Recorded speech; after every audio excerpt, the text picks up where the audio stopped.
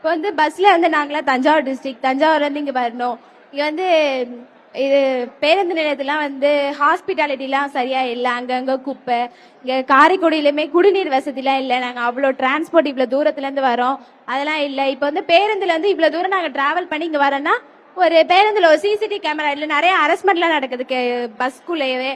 இப்ப வந்து எப்படி சொல்றது, சின்ன பிள்ளைங்கள இருந்து வயசானவங்க வர நிறைய வந்து நியூஸ் எல்லாம் பாக்குறோம். இப்ப வந்து சேஃப்டி வேணும். இப்ப வந்து நிறைய சொல்றாங்கல்ல, இந்த இது நாங்க செய்வோம் அப்படின்னு. இன்ன வர பெண்களுக்கு சேஃப்டின்னு பெண்களுக்குன்னு ஒண்ணுமே பண்ணல. அது வந்து ஒரு மாற்றத்தை கொண்டு வரணும்னு நாங்க வந்து நினைக்கிறோம். அப்புறம் வந்து ஹாஸ்பிட்டாலிட்டி வேணும். அது சொல்றாங்க, இது வந்து தூய்மையா இருப்போம், கழிப்பறை வசதி வந்து எங்களுக்கு வேணும்னு. ரொம்ப தூரத்துல இருந்து வரோம். நிறைய பேர் பெண்களும் இல்லாம பசங்களும் அப்படிதான் நமக்கு தெரியும். அப்புறமே அதான் மேம், ஃபர்ஸ்ட் வந்து பெண்கள் இப்ப வந்து மாத்தணும் சொல்றாங்க. பெண்களோட சேஃப்டி தான் ஃபர்ஸ்ட் எங்களுக்கு வேணும்.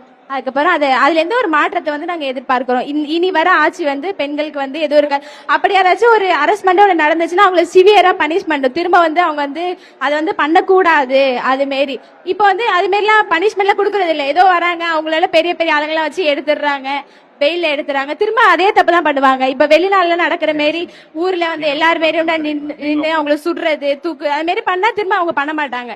அதுல இருந்து வந்து இனி வர கட்சி வந்து பெண்களுக்கு வந்து சேஃப்டி வந்து முக்கியம்.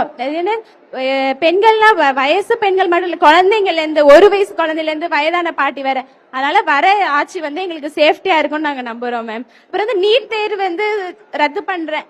இப்ப ஆட்சிக்கு வந்தா நீட் தேர்வு இல்ல அப்படின்னு சொல்றாங்க. இப்ப ஒரு நீட் தேர்வால ஃபெயில் ஆன நிறைய பேர் இறந்தவங்களும் இருக்காங்க.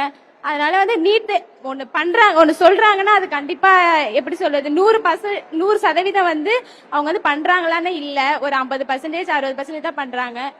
அது மாரி எல்லாத்தையும் அவங்க சொல்றத வந்து கரெக்டா பண்ணணும் அப்படின்னு எதிர்பார்க்கிறோம். விமென்ஸ் சேஃப்டிக்கு அகெயின்ஸ்டா ஏதாவது நடந்தா கண்டிப்பா ஸ்ட்ரிஞ்சன்ட் ஆக்ஷன் வேணும் அப்படின்னு மாணவி ரொம்ப போல்டா சொல்லியிருக்காங்க. தேங்க்யூ.